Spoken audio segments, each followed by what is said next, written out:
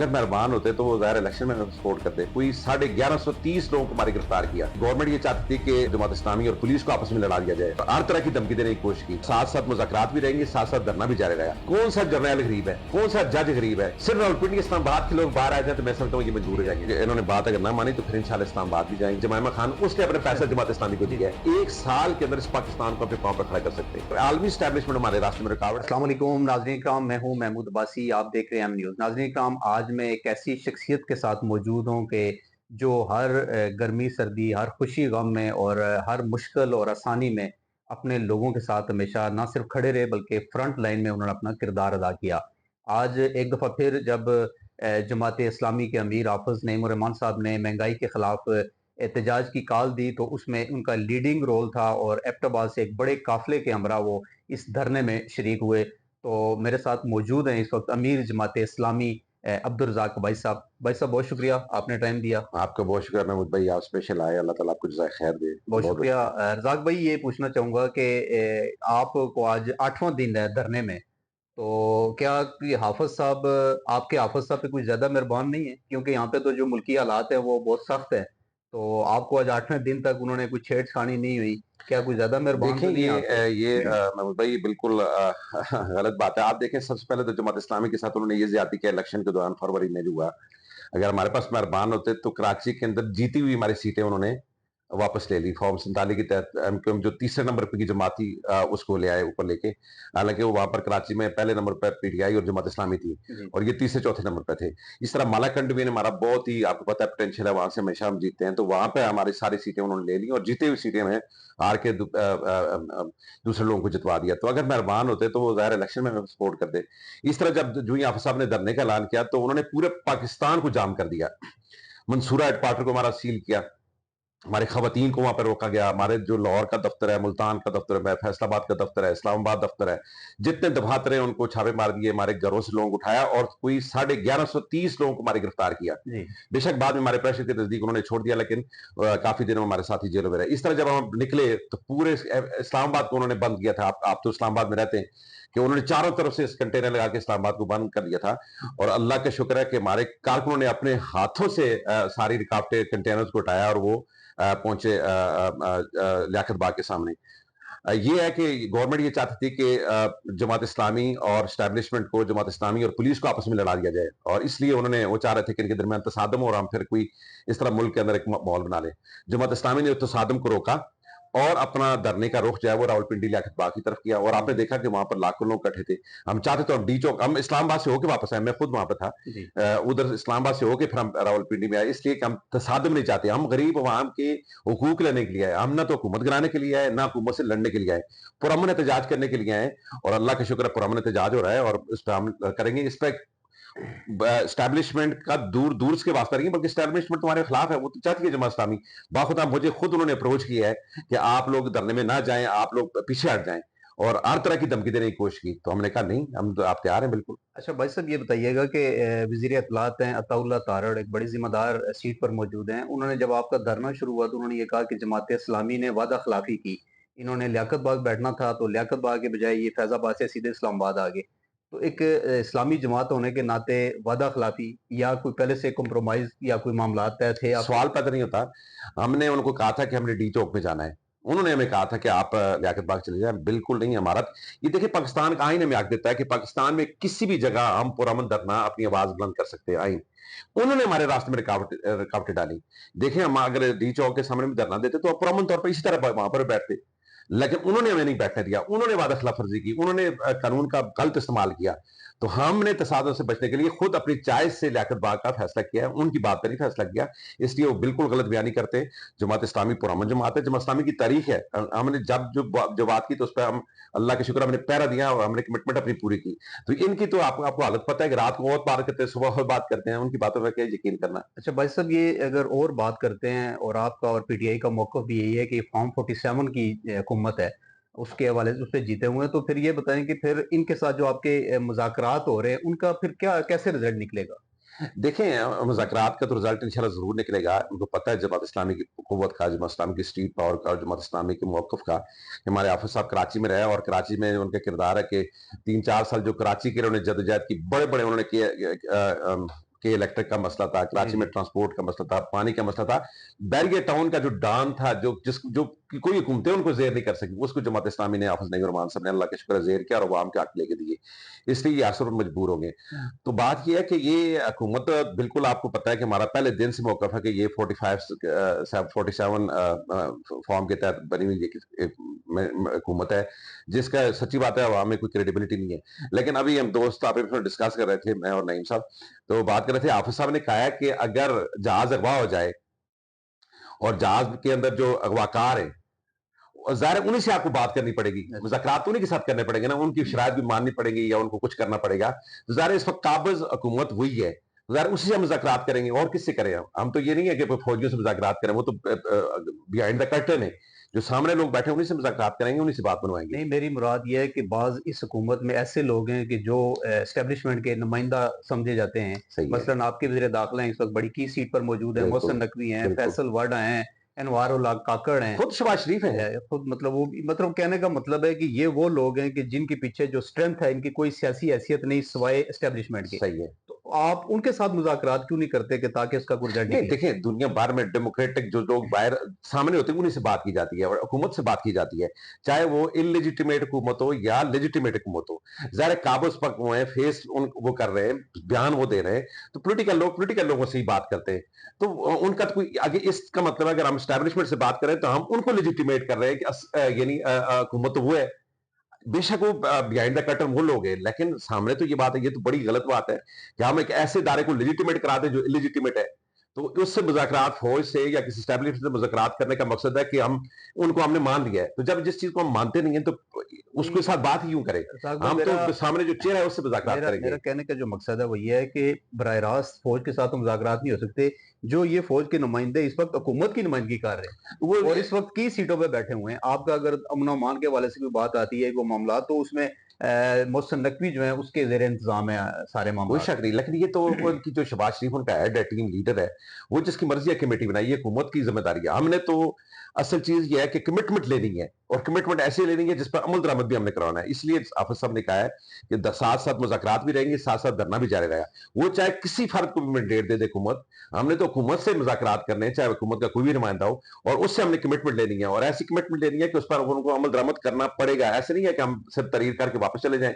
ہم نے عمل درآمد کروانا ہے, چاہے وہ قانون سازی کی صورت میں ہو, چاہے وہ معاہدے کی صورت میں ہو, کسی بھی صورت میں ہو, تو وہ معاہدے پہ عمل درآمد کو کرنا پڑے گا. اچھا بھائی صاحب, یہ بتائیے گا کہ آپ کے مذاکرات کے 2 دور ہو چکے ہیں. جی جی بالکل. یہ تو اوپنلی 2 مذاکرات کے دور, کیا کوئی بیک ڈور چینل بھی ہیں, کوئی رابطے ہیں؟ نہیں, بیک ڈور چینل پر کوئی رابطے نہیں ہے. مذاکرات ہو رہے, پہلے دن جو ہماری ملاقات, پہلے دن تو دعوت دینے کے لیے گئے تھے, دوسرے دن جو ہے نا ہمارے مطالبات, ہماری کمیٹی جو سپلائی میں ہے وہ گئی تھی, ہم نے 10 مطالبات تحریری طور پر ان کو دیے.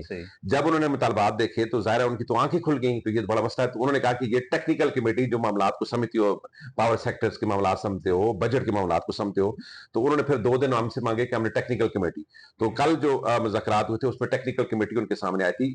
جب انہوں نے ہماری بات ان سے کی, تو ظاہر بات ہے وہ آئی ایم ایف کے غلام ہیں اور آئی ایم ایف کی باتوں سے نکلنا نہیں چاہتے. ہم نے ان کو کہا کہ جو ہم حل دیں گے تو کوئی ایسا حل نہیں ہوگا جس سے ملک بن جائے. اس لیے حافظ صاحب نے کل اوپنلی جلسے میں کہا کہ اگر آپ آن دا کیمرہ آپ مذاکرات کریں, میڈیا کے سامنے کریں, حل ہم پیش کریں گے. جو ہم مطالبات پیش کر رہے ہیں ان کے اندر ان کو کس طرح عمل درآمد کریں, اس کی تجویز بھی ہم دیں گے, عمل درآمد کرنے کا طریقہ بھی بتائیں گے. اگر ہم نہ بتا سکے تو ہم اپنا دھرنا واپس لیں گے. حل موجود ہے اور قانون اور آئین کے اندر حل موجود ہے, لیکن وہ کرنا نہیں چاہتے. اس لیے محمود بھائی کہ بنیادی طور پر عیاش طبقہ جو ہے ہمارا حکمران ہے, یہ جو اشرافیہ طبقہ ہے جس میں سیاستدان بھی ہیں, ایلیٹ ہے, جس میں جگیردار ہیں, سرمایہ دار ہیں, ہمارے جوڈیشری کے لوگ ہیں, ہمارے اسٹیبلشمنٹ کے لوگ ہیں, تو یہ سارے مل کے اپنی عیاشیاں غریب عوام کا خون چوس کر پورا کرتے.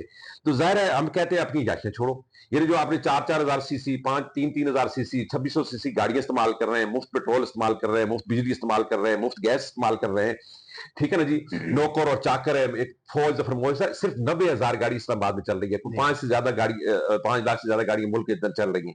ان کے گیسٹ ہاؤسز دیکھیں, ان کے ریسٹ ہاؤسز دیکھیں, ان کے فورن ٹور دیکھیں کہ پورے طیارے جو ہے وہ چارٹرڈ کر کے یہ جاتے ہیں. تو ہم کہتے ہیں یہ عیاشیاں ختم کریں گے, 1,300 سی گاڑی لیں, ٹھیک ہے نا جی, اور یہ اپنے اور سارے غریب لوگ کریں گے. اس میں دیکھیں ایک کون سا وزیر غریب ہے, کون سا جرنیل غریب ہے, کون سا جج غریب ہے, کون سا سرمایدار اور جگیردار غریب ہے.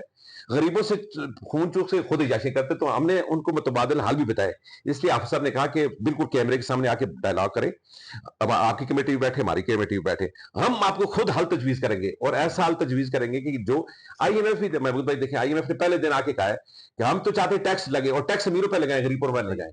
غریب ٹیکس دیتا ہے, امیر ٹیکس نہیں دیتا. تنخواہ طبقے سے یہ ٹیکس لیتے ہیں, اور جو پیسے کمانے, جتنے بڑے بڑے ذمہ دار ہیں, سب جگیردار ہیں, خود بیوروکریٹس ہیں, بڑے جو اچھی تنخواہوں پہ کام کر رہے ہیں, وہ ٹیکس نہیں دیتے. تو اس لیے وہ پھنسے ہوئے ہیں, اپنی عیاشیں کم کرنے نہیں چاہتے, غریب عوام کو لوٹنا چاہتے ہیں. تو اس لیے وہ خفیہ مذاکرات کر رہے ہیں, یا بند کمرے میں مذاکرات کر رہے ہیں. لیکن بہرحال ان کو آخر انشاءاللہ ٹیبل پہ آنا پڑے گا اور مطالبات ماننے پڑیں گے. رزاق بھائی، آپ کی جو جماعت ہے اس کے جو آپ لے کر چلے ہیں مطالبات، وہ بالکل عوام کی آواز ہے، ان کے دلوں کی جی آواز ہے، بالکل بالکل. پورے قوم کی آواز ہے.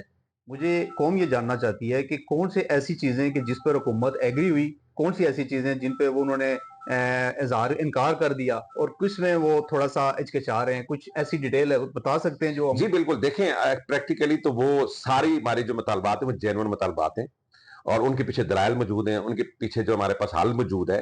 وہ ہمارے جب مطالبات دیکھتے ہیں تو وہ سارے مان رہے ہیں کہ آپ کے مطالبات بالکل جائز ہیں.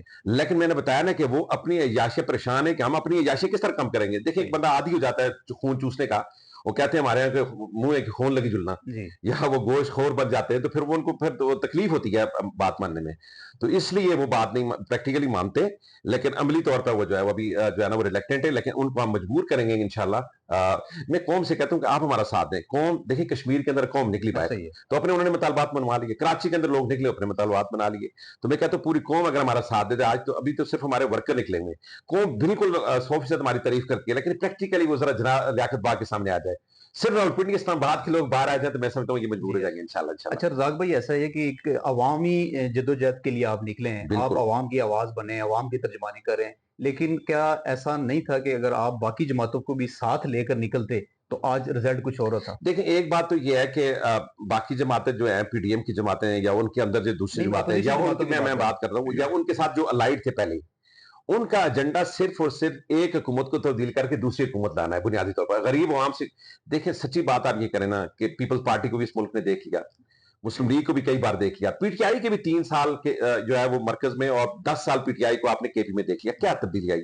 وہی لوگ, ایک بھائی پی ٹی آئی میں ہے, ایک بھائی مسلم لیگ نون میں ہے, ایک بھائی جو ہے وہ پیپلز پارٹی میں ہے, ایک تیسری پارٹی میں ہے. وہی یعنی وہ کیس شطرنج کی کھیل ہے بالکل. ان میں اگر عمران خان ہے بیچارہ اکیلا, تو لیکن اس کے ساتھ ٹیم کے وہی سارے لوگ ہیں, سارے رینٹر پاور میں یہ جتنے بھی آئی بی پیز ہیں, ساری پارٹیوں میں لوگ بیٹھے ہوئے ہیں, ان کے جو مالکان ہیں سارے بیٹھے ہوئے ہیں. تو اس لیے جماعت اسلامی نے کہا ہے کہ ہم حکومت تبدیل نہیں کرنا چاہتے, حکومت سے بات منوانا چاہتے ہیں. باقی وہ کہتے ہیں کہ جی ہمیں حکومت دو, ہم کہتے ہیں غریب عوام کا حق دو, غریب عوام کا حق دو. تو اس لیے ہم نے دوسری پارٹیوں کو ہم کہتے ہیں کہ ہمارا پلیٹ فارم حاضر ہے, آپ آئیں اس میں. ہم کسی گرینڈ الائنس میں نہیں جائیں گے, ہمارا پلیٹ فارم حاضر ہے. یہ حق, یہ عوام کے حقوق کے لیے کوئی اور پارٹی نکلے گی تو ہم اس کے ساتھ دیں گے. آج جماعت اسلامی نکلی ہے تو باقی پارٹیوں کو چاہیے, اگر غریب عوام کے آپ کو دکھ ہے, غریب عوام کے ساتھ آپ کوئی ریلیف دلوانا چاہتے ہیں, تو ہمارے پلیٹ فارم پہ آ جائیں نا جی. یہ تو جماعت اسلامی نے کی ہے. میرا کہنے کا مقصد ہے کہ اب عمران خان چونکہ جیل میں, انہوں نے پیغام بھیجوایا ہے کہ جماعت اسلامی نے بہت زبردست اقدام اٹھایا ہے, اور کارکنوں کو بھی کہا ہے کہ ان کے دھرنے میں جائیں. تو میں یہ چاہ رہا تھا کہ اگر اس طرح سے آپ ان کو ساتھ لے کے چلتے تو کم از کم آپ کی جو مطالبات ہیں ان کو ہم جلدی منوا سکتے. جی بالکل صحیح بات ہے. آپ صاحب نے تو کل ہی اپنے خیر مقدم کیا عمران خان صاحب کی اس کی سوچ کو, اس کی بات کو, اس کی حمایت کا ہم شکریہ ادا کرتے ہیں. ہم بھی شکریہ ادا کرتے ہیں, لیکن ان کے کارکنوں کو کہتے ہیں, ان کی جو باہر لیڈرشپ ہے ان کو کہتے ہیں کہ وہ آپ آئے ہمارے پاس. آپ تیسرا دن ہے تو ان کا تو کوئی بندہ نہیں آیا, تو ان کا آنا چاہیے, ان کو نکلنا چاہیے, ہمارا ساتھ دینا چاہیے. ہمارا پلیٹ فارم کے لیے حاضر ہے انشاءاللہ انشاءاللہ. اچھا بھائی صاحب, یہ بتائیے گا کہ قاضی حسین احمد صاحب کے بعد پہلی بار آپ کی جماعت کو متحرک دیکھا, اور ایسی پوزیشن میں دیکھا کہ آپ کے لیے ایک آگے نکلنے کے راستے ہیں سیاسی حوالے سے, اور ہم دعا گو ہیں کہ اللہ کرے گی آپ کے مطالبات قبول ہوں تاکہ قوم کی جو مشکلات ہے کم ہو سکیں. اگر بالفرض یہ آپ کے مطالبات نہیں مانے جاتے تو پھر اس صورت میں آپ کیا کریں گے؟ دیکھیں بالکل کلیئر موقف ہے حافظ نعیم رحمان صاحب کا, جو جماعت کے امیر ہیں, انہوں نے کہا کہ ہم اس پرامن جدوجہد سے پیچھے نہیں ہٹیں گے. آج ہم بیٹھے ہوئے ہیں, ان کو ٹائم دے رہے ہیں 2 دن 4 دن 6 دن. اور हाफिज साहब ने कहा कि ये धरना 2 महीने में जारी रह सकता है, ये बहुत लॉन्ग टर्म कर सकते हैं। और हाफिज साहब और जमात इस्लामी का अल्हम्दुलिल्लाह ये एक्सपीरियंस है, हमारे कारकुन भी ट्रेंड है, हमारी लीडरशिप भी ट्रेंड है, हम इसमें पीछे नहीं हटेंगे। तो अभी तो हम लियाकत बाग के सामने बैठे हैं, अभी ये इन्होंने बात अगर ना मानी तो फिर इंशाल्लाह इस्लामाबाद भी जाएंगे, हम डी चौक भी जाएंगे और पार्लियामेंट के सामने ये धरना रहेगा। और फिर इनको मजबूर होगा कहीं से इनको रास्ता निकलने, फिर इस तरह हमारे पास ऑप्शन है कि हम शटर डाउन हड़ताल का, ताजर हमारे साथ है, अभी हम शटर डाउन नहीं कर रहे। पहिया जाम का हमारे पास ऑप्शन है कि पहिया जाम पूरे मुल्क का करें, ये ऑप्शन मौजूद है। अभी हम कराची के अंदर धरना शुरू है तो चारों जो दरख्लाफे हैं सूबाई हेडक्वार्टर है वहां पर धरने देने का इंशाल्लाह वो देंगे हम।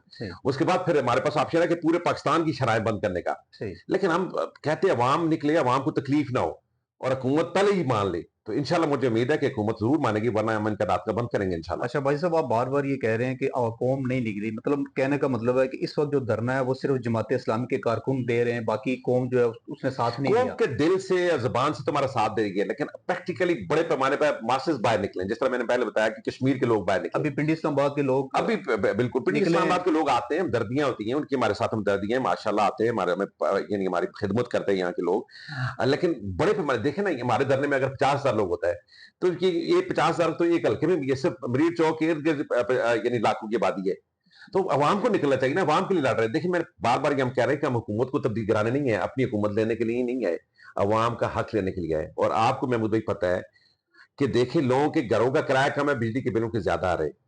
लोगों के पास बेचारे यानी उनको अपने बच्चों की स्कूल की फीस नहीं दे सकते, ऐसा ही है। अपने एक टैबलेट्स नहीं ले सकते, बच्चों के लिए इलाज नहीं करवा सकते, बच्चों को कपड़े नहीं दे सकते। कल हाफिज साहब बात कर रहे थे तो लोग रो रहे थे कि लोगों की ख्वाहिश होती है कि हमारे पास तनख्वाह है तो हम महीने के बाद जाएं अपने बच्चों के लिए कपड़े खरीदें, उनको टॉफी खरीदें, उनको आइसक्रीम लेके दें, उनको जूते लेके दें, और बच्चों की ख्वाहिश होती है। लेकिन वो बेचारे घर आते तो बीवी उनके हाथ में बिल थमा देती है, गैस का बिल थमा देती है, बिजली का बिल थमा देती है, तो वो उनकी इतना ज्यादा होता है कि तनख्वाह उसमें चली जाती है। ऐसा ही है। तो ये बड़ा दुख की बात है, तो इसलिए अवाम को निकलना चाहिए। बिल्कुल ज़रूर निकलना चाहिए। अच्छा भाई साहब ये बताइएगा कि ये मतलब आपका इतना बड़ा धरना, इसका जो अरेंजमेंट है, ये इंतज़ामात, ये खाने-पीना, ये किस तरह से हो रहा है? देखिए जमात इस्लामी तो ये एक मुनज़्ज़म और अल्हम्दुलिल्लाह एक डेमोक्रेटिक जमात है। ये हमारा कारकुन जो है वो अपनी जेब से पैसे देता है। मैं हूं ना, मैं अगर मेरी इनकम जो आती है तो महीने के बाद सबसे पहले हम अपने जमात को देते हैं। मेरा बच्चा है, खुदा गवाह, मैंने कल उसकी तनख्वाह मुझे मिली है, तो मैंने उससे कहा कि पहले पैसे जमात इस्लामी को दो,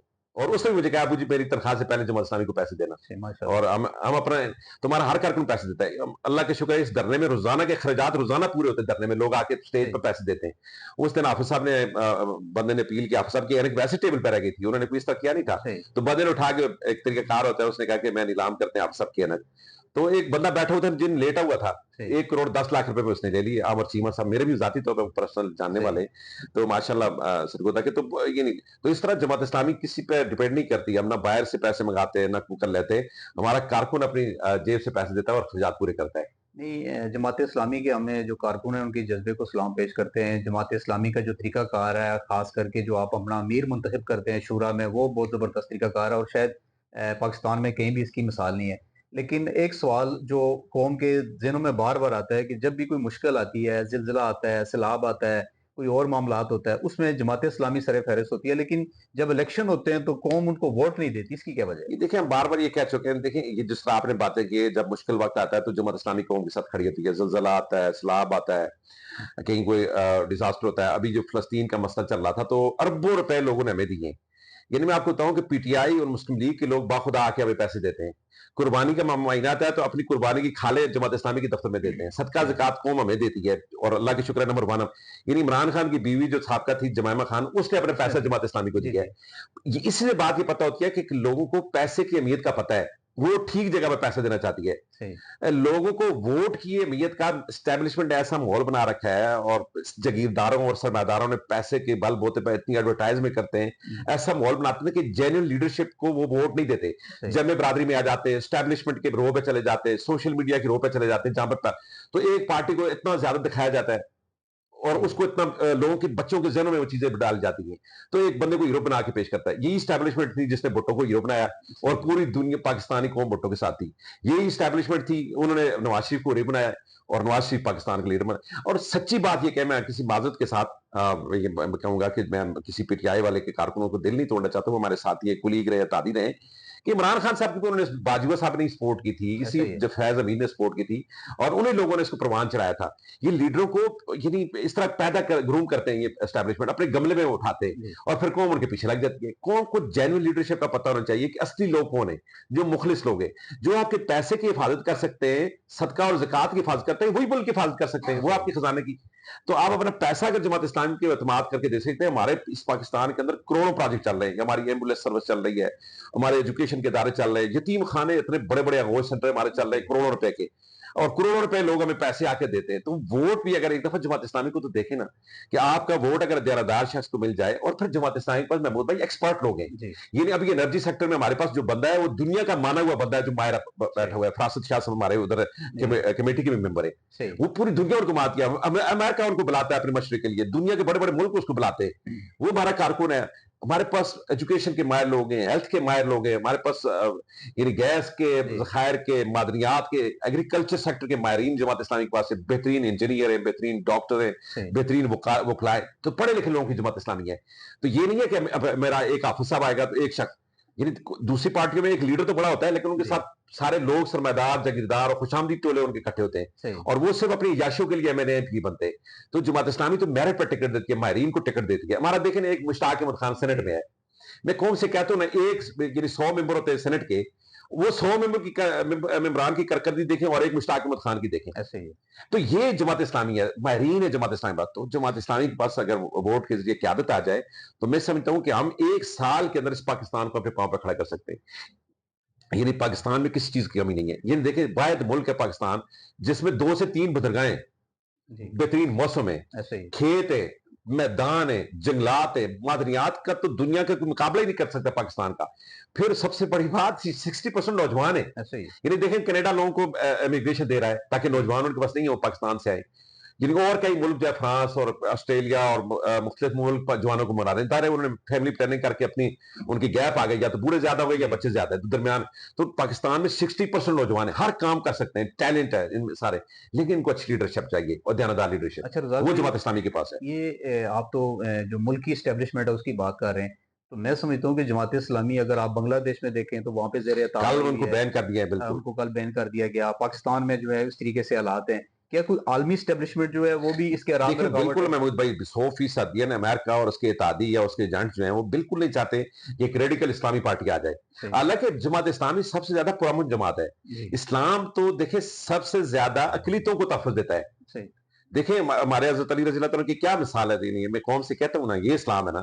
حضرت علی رضی اللہ تعالیٰ نیچے بندے کو گرایا ہوا ہے دشمن کو, دشمن جو ہے اس کی گردن پہ حضرت علی رضی اللہ تلوار رکھی ہوئی ہے, وہ کافر جو ہے تھوک دیتا ہے حضرت علی رضی اللہ. حضرت علی رضی اللہ تلوار ہٹا دی کہ پہلے تو میں اللہ کے لیے مارا تھا, اب میں اپنی ذات کے لیے تجھے نہیں مارتا, چھوڑ دیا ان کو.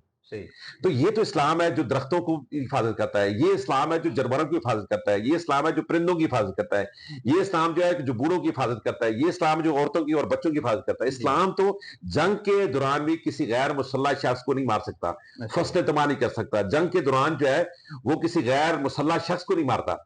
تو یہ تو پرامن دنیا ہے, اس کے اندر تو سب سے زیادہ امن تو ہے اسلام دے سکتا ہے, اور وہ اسلام جماعت اسلامی پریزنٹ کر رہی ہے. تو ہم تو امریکہ کو بھی پیغام دینا چاہتے ہیں کہ اسلام آئے گا تو دنیا میں امن آئے گا.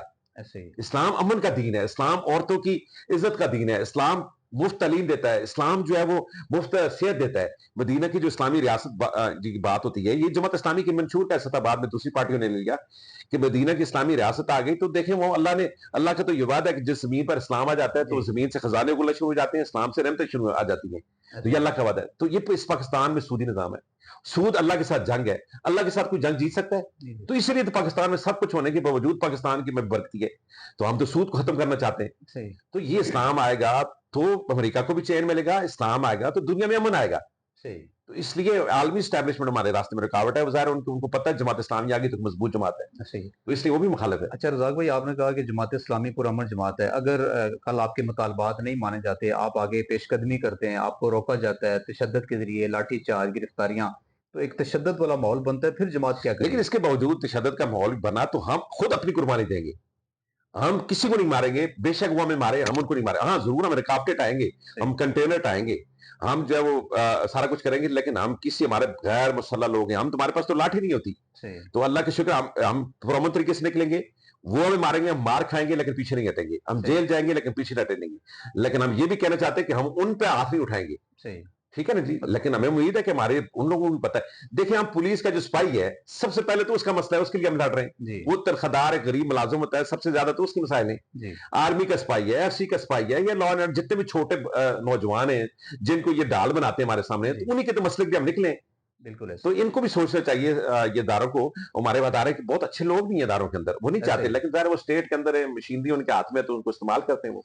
बहुत शुक्रिया रज़ाक भाई, आपसे बड़ी तफ़सीली और अच्छी नशिस्त हुई। जी, बहुत शुक्रिया महमूद भाई। नाज़रीन किराम, एक बड़ी अच्छी और तफ़सीली नशिस्त हुई रज़ाक भाई साहब के साथ। मैं ये पैगाम देना चाहता हूँ अपनी कौम को कि ये लोग आपके लिए बैठे हुए हैं, आपके लिए निकले हैं, आपके लिए जद्दोजहद कर रहे हैं और पूरी कौम को इनके साथ निकलना चाहिए। अगर आज ना निकले तो फिर मेरा ख़्याल से हमारा वही हाल होगा कि जो माज़ी में हम पिसते रहे, ये कौम पिसती रही और अल्लाह करे कि आज इनके मुतालबात मंज़ूर हों, जमात इस्लामी कामयाब हो, इनके कारकुन कामयाब हों, वो कामयाबी पाकिस्तानी कौम की कामयाबी है।